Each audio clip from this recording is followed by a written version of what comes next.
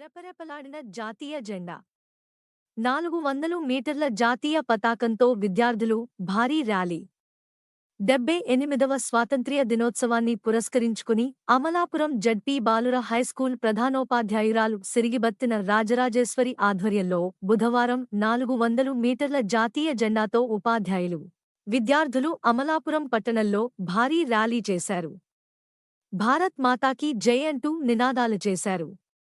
పాఠశాల వద్ద నుండి ప్రారంభమైన జాతీయ జెండా ర్యాలీ గడియార స్తంభం మీదుగా సాగింది.